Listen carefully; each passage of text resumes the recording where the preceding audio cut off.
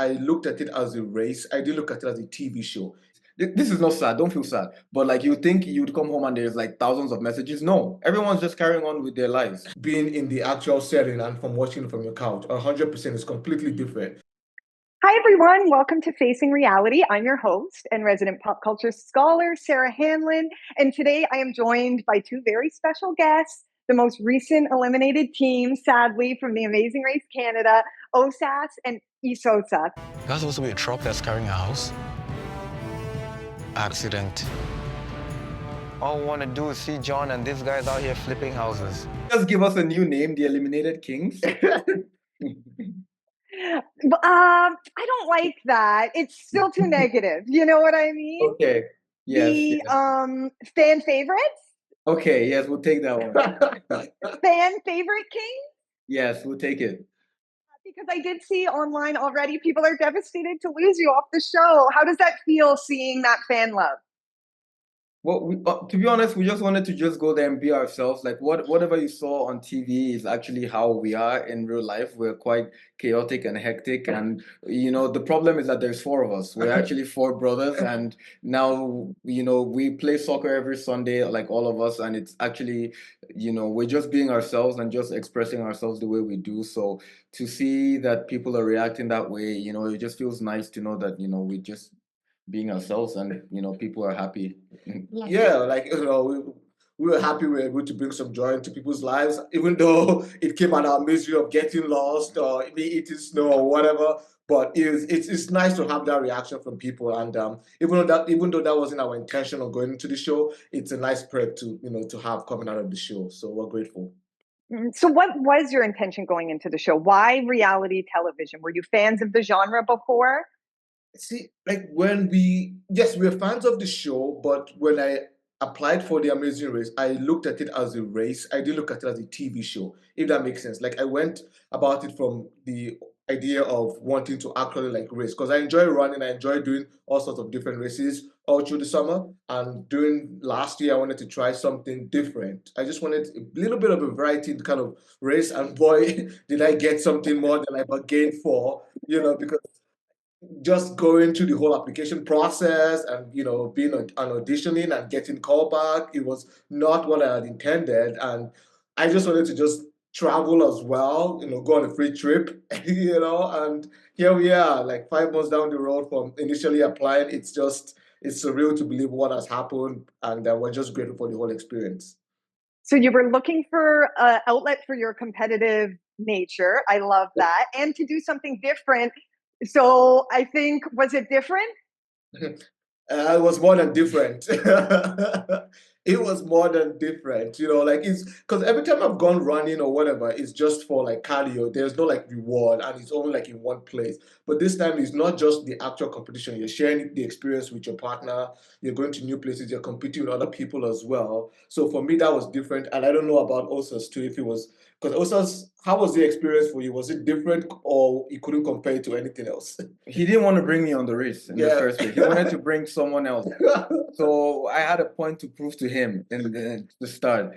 So, but it was a crazy experience. The journey, being able to travel for a month, people are taking care of you. All you have to do is show up. All you just have to show up and compete. You don't have to worry about what you're gonna eat, even where you're gonna go. Like it's crazy how you can't really imagine any situation like that outside of the race. Like it's a once in a lifetime experience for sure. And I experienced that on Big Brother as well, because you're also so pulled away from distractions, no cell phone, no bills. Yeah. So what is that like? And did that change your mentality coming out of that? Did that give you anything, just that kind of distance from your life for a bit? Oh yeah, because we didn't even know what days of the week it was. I remember when the feeling when it first hit me was because when you're going, you hand in your phones, your credit cards, and everything. Was when we got eliminated and when we were going back home and when we had to buy sandwich in the airport because we were hungry. And I was like, wow, I have to spend my own money now because for the last few weeks I've been getting spoiled. So I think I had a hard time like adjusting back to being in the regular, I don't know, hustle and bustle, I guess. Yeah, I think that's true. Yeah, it was, and also didn't expect that we would find it so relaxing to be away from our phones. Like initially, I know for myself, we were like, oh, we're going to be gone for a month. Like, how are we going to talk to our loved ones back home? What if people are trying to like reach us? You kind of like worry about that stuff. But then when the race is about to start, you completely are just like dialed in. Yeah. And the race days are so long. So you're literally just thinking about the race,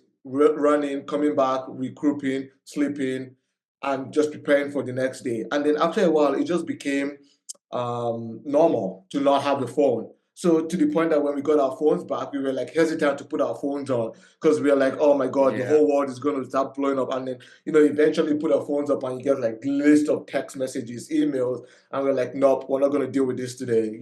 So it was kind of like a shift going into the race, and it was also a shift coming back from the race as well for me. Yeah. That's really interesting. I talked with Sam and Brendan too, and they kind of hit on that as well. And it's something that, like I said, I experienced with Big Brother. You're doing very, very, very hard stuff. But at the same time, there is an ease because you get to be almost meditative in it. Like you're so focused in.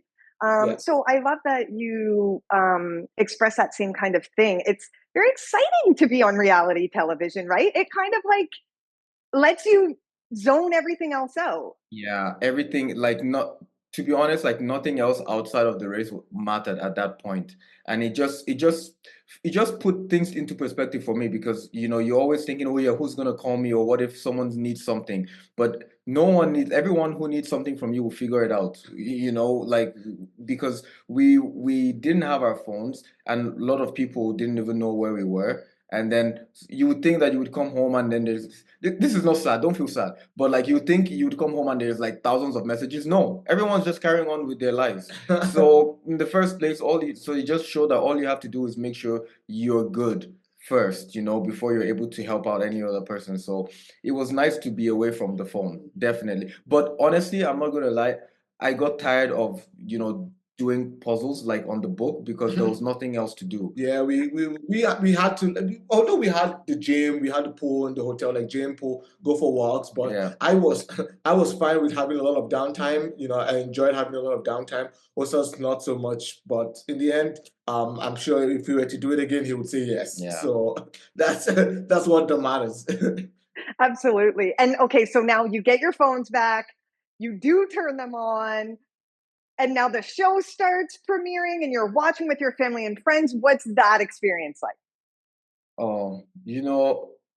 When we finished racing, it was like, okay, because we were like, okay, you got into the amazing race, you're in the amazing race, and then like you're eliminated, so it's down, and then there's a down period, and then they announce the teams, and now everyone knows, so now everyone's messaging you, right? And then there's a quiet period before the race starts, and then once we start watching with our friends and family, we didn't realize how opinionated our friends and family were. They were like, oh, Efso, why did you not do this? You should have known to turn left and go to high. Everyone has so much opinions on what they think we should have done. Yeah. And it's just when you're racing, your brain is in a different mode. Like things that are common sense aren't common sense anymore. I got you a drink here to help you with your forgetfulness.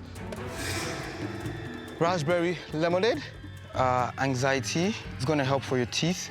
Strawberry sweetness here for antioxidants.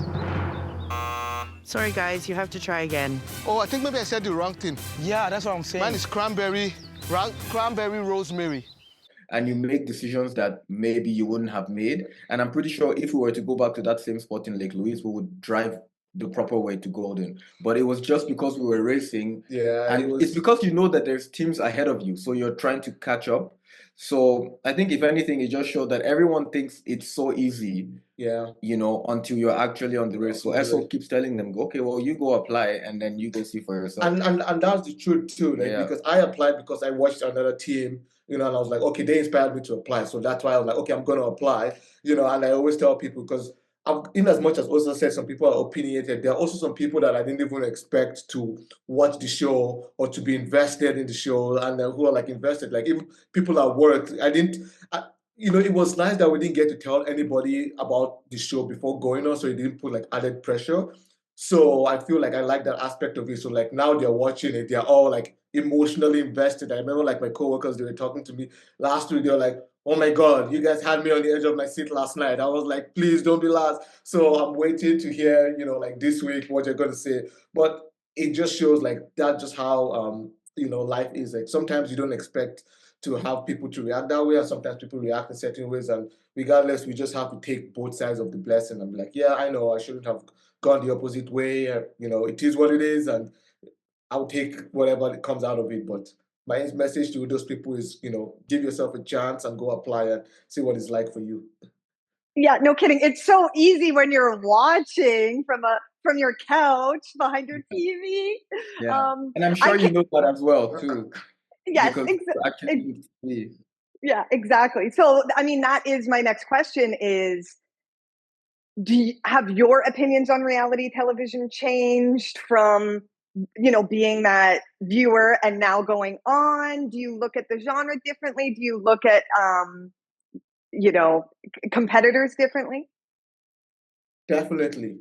I think for me it's changed because when I was, I know I now have like more grace for people watching or for people who are actually in TV, regardless of what genre of TV show they're doing, just because it's different being in the actual setting and from watching from your couch. 100% is completely different because you might be on the couch and you're just like, oh yeah, you should have done it, but you don't know the psychological factors that are playing into it. Like for instance, I can talk about for us racing before or when I watch the show, whenever I see the times they start, like 1 o'clock in the morning through, I thought it was all fake. I thought it was just like made up times until the night before we had to start at 3 o'clock in the morning when they're like, you have to be down at 2:30. And I looked and I was like, what? They were like, yeah, you have to be down. And I was like, this is actually a thing. They were like, yeah, if you're not here, the camera is going to start rolling on your door. So like that changed my whole perspective of, the whole show. And that played a factor because you start racing at 3 o'clock in the morning.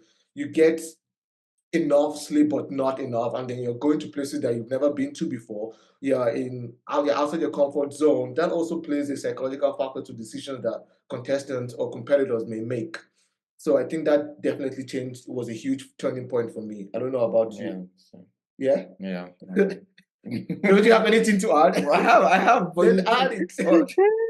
Yeah, no, for like when we're talking about what you see and versus what actually is, like he said, when we have to wake up I think we had to wake up by like 1 o'clock that day. Yeah. Because we actually had to be in the lobby by 2. So it's like you think it's so easy, but then there's so many factors that are affecting it. There's like race related things and non-race related things that overall affect the whole picture. But you only see, and like you're racing for 12 hours, sometimes 12 hours, 8 hours, regardless of whatever time it is. And these episodes are only 44 minutes long. So it just means that there's a lot of stuff that people don't see that actually happens and that can affect it. So people are so quick to judge by the outcome, which is fair enough, but then there's 10 hours in the day that has really played a lot into what just happened. So I think the best thing for people to do is just to try their best and apply and then go and experience it for themselves.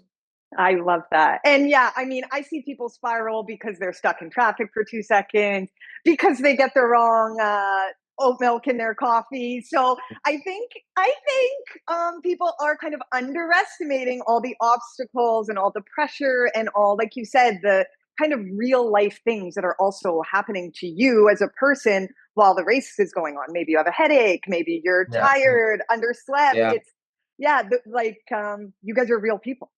Yeah, exactly. It's true. And sometimes you would have to pee, and sometimes Esso's bladder is full while we're running around and he has to pee. It's just it's stuff like that the little things. And but I just think that it was something that I would do like again in a heartbeat if I had to. And it just made me excited for what is to come in the future.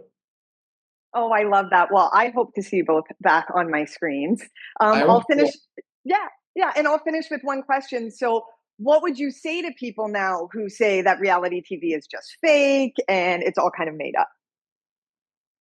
It's definitely not fake. I mean, I would say like it's edited for sure because, we did race for 12 hours some days when just the nature of the episodes, they have to be like an hour long, but it's definitely real people. These real people have different emotions. And I'm glad the show does a good way of bringing out of capturing different emotions of different people. So it's not like, oh, these guys are only like happy. We're not always happy all the time. Like you saw us when we got lost. You saw how we handled that situation. Like he was upset, and then I called him the grumpy king. I was the lost king, and then you can flip to the other side where we're like both happy. So it just shows like just the same way during your normal day you go through like waves of emotions, like reality TV show contestants also go through those emotions as well. So just have more grace. And at the same time, the people who go on TV or in any competition, we're not particularly going on to put on a show. We're just going on to either just do a competition or just do a challenge for ourselves too. Like I think for ourselves, I know I didn't go in with the whole intention of I want to put on a show for Canada. We just wanted to go have a race, go on a free trip around Canada, and hopefully win some prizes. Like we wanted to win some money and come out of it too. But I'm glad some Canadians loved us, and I think that's also like another added perk for the opportunity that we got out of it. So, do you have anything else to say? You talked a lot for two people. Well, you guys were definitely fan favorites, and you definitely went to some beautiful places. So thank you so much for putting yourself out there, facing reality, and participating in the genre. Thank you, Sarah. Thank you so much. Nice to meet you. Nice to meet you. So nice to meet you guys. Spots again. Take care. Well, that's it. The second episode of Facing Reality with the Amazing Race cast. I can't thank Osas and Esosa enough for their insights. Follow along and subscribe. We'll have more episodes of Facing Reality next Wednesday, and all things pop culture from Sarah Hanlon, your pop culture scholar.